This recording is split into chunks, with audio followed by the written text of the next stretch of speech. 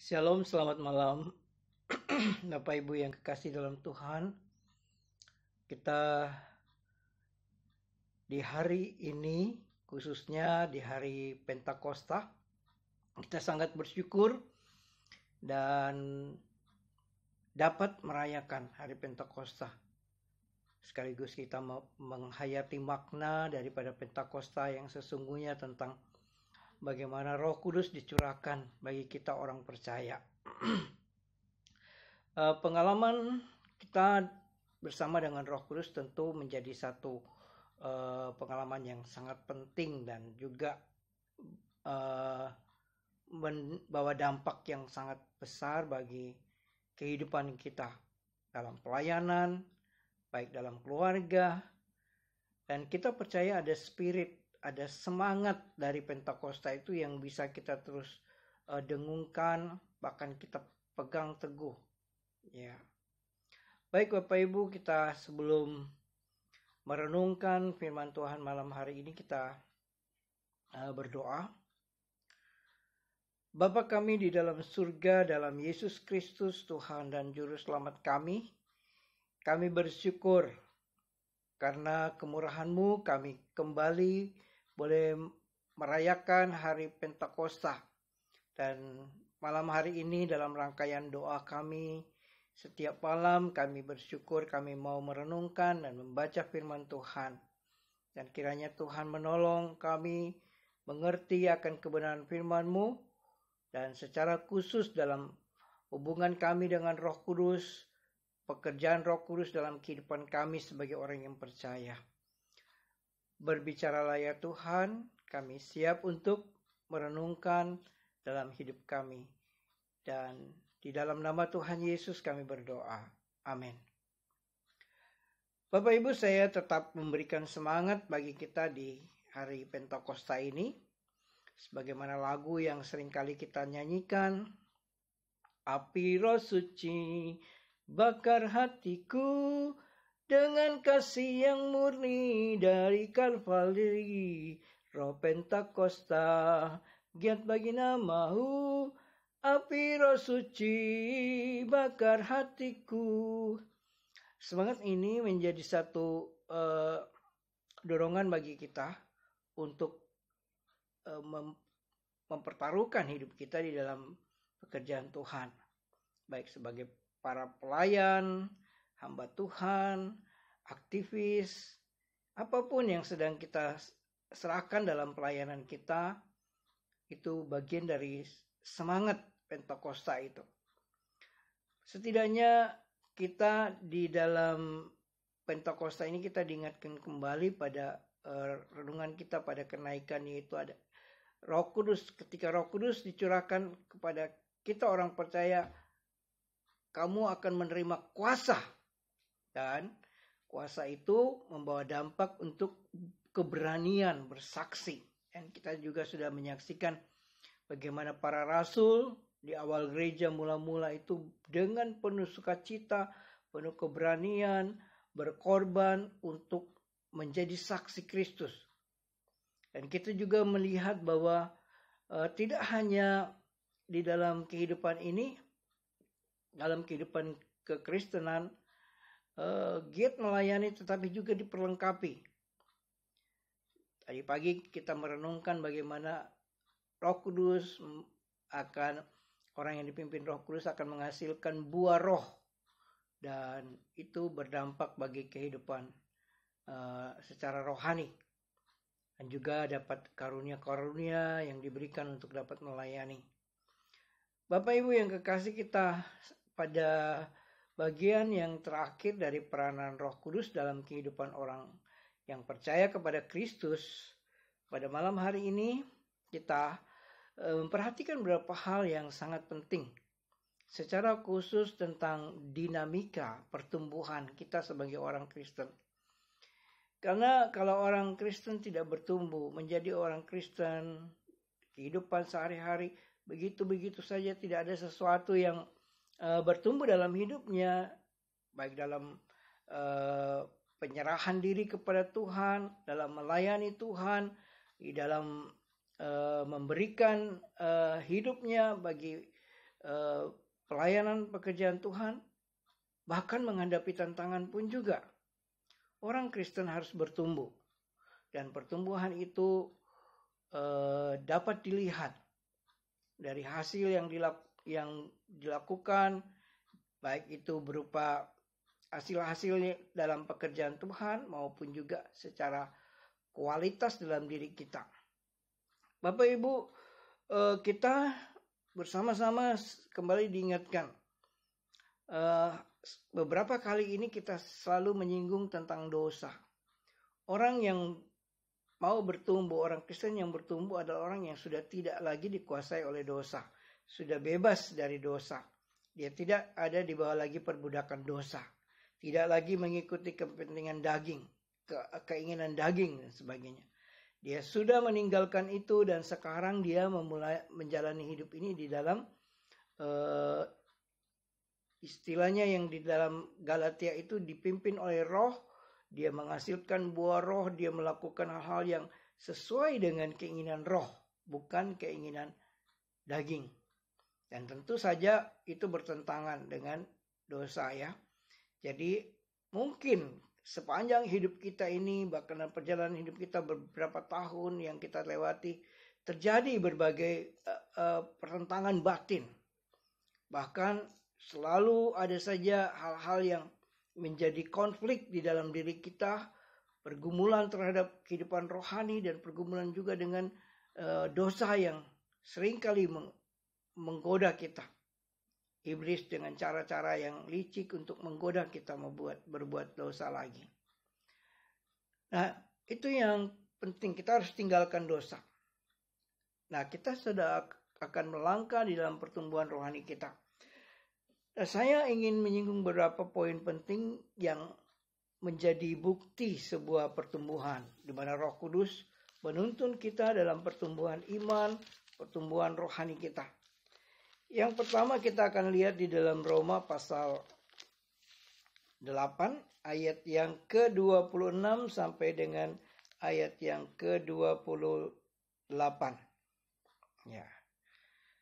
Roma 8 26 sampai 28. Ya, sekali lagi Roma 8 ayat 26 sampai ayat 28. Demikian firman Tuhan. Demikian juga Roh membantu kita dalam kelemahan kita, sebab kita tidak tahu bagaimana sebenarnya harus berdoa. Tetapi Roh sendiri berdoa untuk kita kepada Allah dengan keluhan-keluhan yang tidak terucapkan. Dan Allah yang menyelidiki hati nurani mengetahui maksud Roh itu, yaitu bahwa ia sesuai dengan kehendak Allah berdoa untuk orang-orang kudus. Kita tahu sekarang bahwa Allah turut bekerja dalam segala sesuatu untuk mendatangkan kebaikan bagi mereka yang mengasihi Dia, yaitu mereka yang terpanggil sesuai dengan rencana Allah. Yang dapat dilihat dalam pertumbuhan kita ya ialah dalam hal doa. Bapak Ibu yang kekasih dalam Tuhan, tidak gampang ya kita hidup dalam doa ya. Ini sudah hari yang ke-65, jatuh bangun, mungkin kita sempat merasa jenuh dan bahkan bosan dengan kondisi yang ada. Dan mungkin juga kita berasa, apa sih yang kita dapat lakukan dengan doa kita? Tapi disinilah kita belajar. Pertumbuhan kehidupan rohani kita dilihat dari doa kita. Saya pertama kali percaya Tuhan Yesus begitu bersemangat. Bahkan doa itu sudah benar-benar saya ikuti dan bahkan ada pedoman-pedoman yang dilakukan. Tapi berjalannya waktu, situasi naik turun dan seringkali terjadi bahwa kita sedang dalam kondisi di mana kita down. Begitu down kita berasa rasanya tidak ada semangat untuk berdoa. Tapi dalam bacaan tadi kita diingatkan demikian juga Roh membantu kita dalam kelemahan kita. Sebab kita tidak tahu bagaimana sebenarnya harus berdoa. Tapi Roh sendiri berdoa untuk kita kepada Allah dengan keluhan-keluhan yang tidak terucapkan. Roh Kudus bekerja di dalam diri kita, membantu kita berdoa. Di saat kita tidak punya semangat berdoa, atau mungkin kita tidak tahu apa yang harus kita ucapkan, Roh membantu kita. Peran Roh Kudus di sini jelas sekali. Dia mengucapkan keluhan-keluhan yang dari hati nurani kita yang paling dalam, yang tidak mampu kita ungkapkan, mungkin juga dengan kondisi di mana kita tidak berdaya. Tetapi disinilah Allah yang menyelidiki hati nurani mengetahui maksud Roh. Ia sesuai dengan kehendak Allah berdoa untuk orang-orang kudus. Nah, yang menarik di sini ayat 28 itu seringkali disinggung bahwa Allah turut bekerja dalam segala sesuatu untuk mendatangkan kebaikan bagi mereka yang mengasihi Dia. Saya tertarik seringkali ini segala peristiwa dan kondisi itu pasti mendatangkan kebaikan. Allah mengerjakannya di balik setiap peristiwa. Tetapi yang paling dekat dengan konteks ini mengajarkan kepada kita ternyata di balik Roh Kudus itu bekerja di dalam doa-doa kita untuk mengajarkan kita mengerti bagaimana kita harus mengasihi Tuhan. Kita harus melihat bagaimana Tuhan itu punya rencana yang indah secara kekal di dalam kehidupan kita. Ya. Kita mungkin hanya mampu melihat terbatas dalam tahun-tahun yang sudah kita lewati atau mungkin beberapa tahun ke depan. Tapi dalam rencana kekal Allah itu jelas sekali bahwa kita orang yang sudah terpanggil dalam rencananya yang mengasihi Dia, Allah akan rencanakan yang terbaik. Ya. Bahkan di dalam setiap hal yang sedang kita hadapi, di tengah-tengah kondisi itu kita mengerti Tuhan mendatangkan kebaikan bagi kita yang sungguh-sungguh mengasihi Tuhan. Nah, pelajaran pertama ini mengingatkan kita bagaimana kehidupan doa kita. Mungkin Bapak Ibu kita ditantang untuk doa setiap Rabu, atau kita doa syafaat ketika semuanya masih lancar. Kita berasa doa itu ya udah yang penting kita sendiri. Tapi ternyata di sini pelajaran penting Roh Kudus juga membantu kita, mengingatkan kita, dan bahkan keluhan-keluhan yang tidak terucapkan di dalam hati nurani kita yang paling dalam. Dengan kelemah lembutan, Roh Kudus seringkali menyadarkan kita dalam hal berdoa. Kadang-kadang ketika kita sudah menangis dan tidak berdaya, disitulah kita ingat bahwa sebenarnya Roh Kudus sedang mendampingi kita untuk berdoa. Ada hal-hal yang tidak terucapkan yang telah Dia sampaikan kepada Bapa di surga. Dan disinilah pribadi Roh Kudus itu penting. Dia bukan sebuah kekuatan, tetapi Dia pribadi. Sama dengan kita manusia dalam komunikasi pribadi itu, bukan kuasanya saja tapi sentuhan-sentuhan pribadi yang dinyatakan mengajarkan kita untuk bisa lebih dekat lagi hubungan kita dengan Roh Kudus. Nah, itu yang pertama. Yang kedua, saya ingin mengajak kita memperhatikan di dalam Roma pasal yang ke-15. Roma 15 ayat yang ke-18 sampai 20. Beberapa hari lalu kita sempat baca juga ayat 16, 17, tapi kali ini kita perhatikan ayat 18 sampai 20. Sebab aku tidak akan berani berkata-kata tentang sesuatu yang lain kecuali tentang apa yang telah dikerjakan Kristus olehku, yaitu untuk memimpin bangsa-bangsa lain kepada ketaatan oleh perkataan dan perbuatan, oleh kuasa tanda-tanda dan mujizat, dan oleh kuasa Roh Kudus. Demikianlah dalam perjalanan keliling dari Yerusalem sampai ke Ilirikum, aku telah memberitakan sepenuhnya Injil Kristus. Nah, di sini kita melihat bahwa Roh Kudus itu melengkapi kita dengan kuasa. Dengan kuasa Roh Kudus, khususnya Paulus dan semua rasul-rasul yang memberitakan Injil. Sampai Paulus katakan, aku tidak berani berkata-kata, ya. Dikatakan, aku tidak akan berani berkata-kata sesuatu yang lain selain yang dikerjakan Kristus oleh Paulus dan membawa bangsa-bangsa kepada ketaatan oleh kuasa tanda-tanda dan mujizat, oleh kuasa Roh. Jadi di sini memampukan untuk menyampaikan kabar keselamatan, membawa orang-orang untuk mengenal Kristus. Bukti pertumbuhan seorang Kristen itu salah satu juga ialah kesukaan untuk memberitakan kabar keselamatan. Kesukaan untuk memberitahukan tentang Yesus Kristus yang sudah mengasihi dan menyelamatkan kita. Bapak Ibu, jangan kita diam dengan keselamatan yang sudah kita miliki. Karena disinilah Roh Kudus akan menolong, memberikan kuasa keberanian untuk kita berbicara. Kadang-kadang begini, di dalam beberapa praktek-praktek penginjilan, ada pelatihan-pelatihan. Dulu saya pernah mengikuti belajar cara pendekatan, berbicara. Memang betapa sulitnya ya. Mau memulai memberitakan Injil, memberitakan tentang kasih Kristus. Tapi sebenarnya seorang yang sungguh-sungguh menghayati akan kasih Tuhan. Itu ketika dia hatinya meluap-luap dan ketika dia bertemu orang, dia dengan senang hati untuk menyampaikan kabar keselamatan itu. Apalagi dia sudah mengalami anugerah Tuhan, mengalami bagaimana Tuhan sudah mengasihi dan bahkan melepaskan dia dari dosa, menebus dia.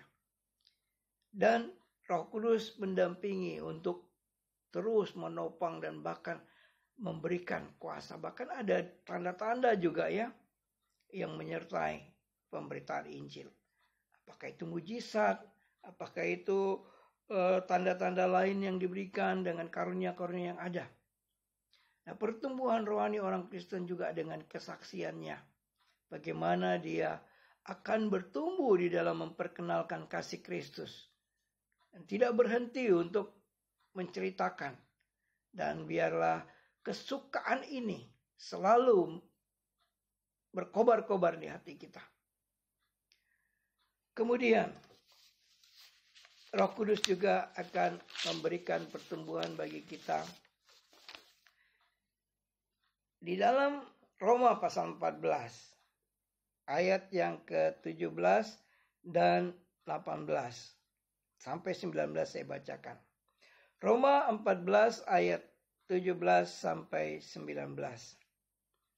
Sebab kerajaan Allah bukan soal makanan dan minuman, tetapi soal kebenaran, damai sejahtera, dan sukacita oleh Roh Kudus. Karena barang siapa melayani Kristus dengan cara ini, ia berkenan kepada Allah dan dihormati oleh manusia. Sebab itu, marilah kita mengejar apa yang mendatangkan damai sejahtera yang berguna untuk saling membangun.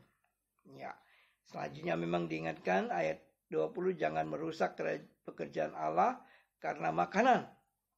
Nah, Roh Kudus juga akan menuntun atau membimbing kita untuk memahami bagaimana kita melayani.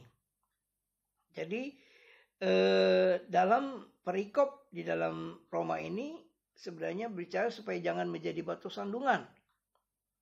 Jadi ketika kita hadir untuk melayani, jangan saling menghakimi, jangan juga menganut pandangan, jangan kita membuat saudara kita jatuh dan tersandung.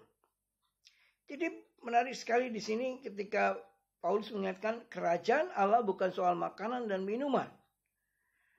Nah, ketika kita masih mengukur pelayanan pekerjaan kita dalam makanan dan minuman, itu gambaran tentang seringkali mengacaukan.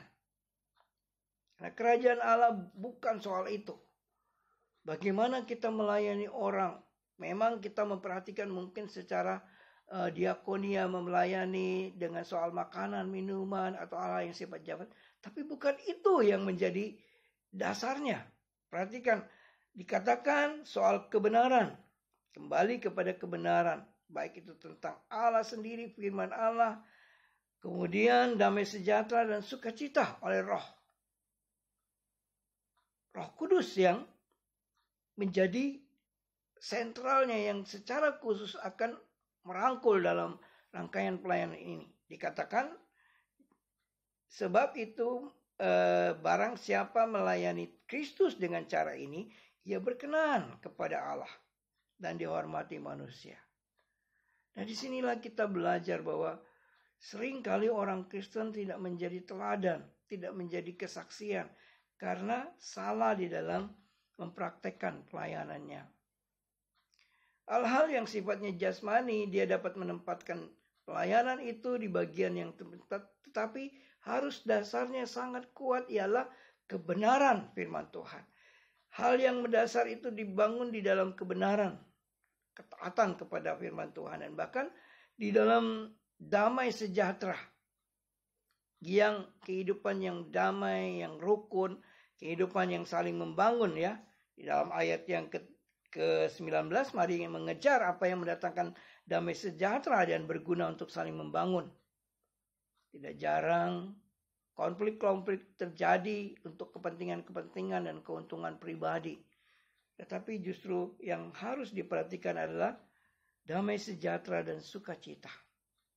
Ketahuilah sukacita melayani Tuhan itu tidak dapat dinilai dengan uang.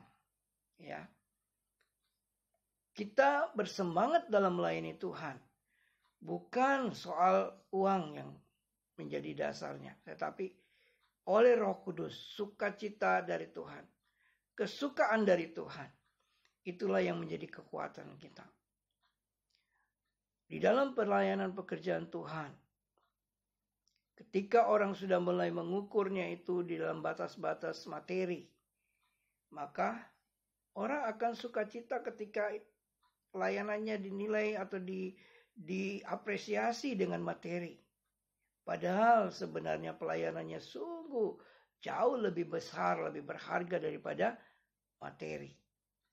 Nah, disinilah kita lihat sebuah pertumbuhan ketika Roh Kudus mengajar kita. Soal makanan, minuman adalah hal yang kita butuhkan. Hal sehari-hari, tetapi jangan sampai pelayanan kita didominasi, dikuasai oleh soal makanan dan minuman. Ibadah-ibadah di gereja kita semua didasarkan dengan makanan minuman.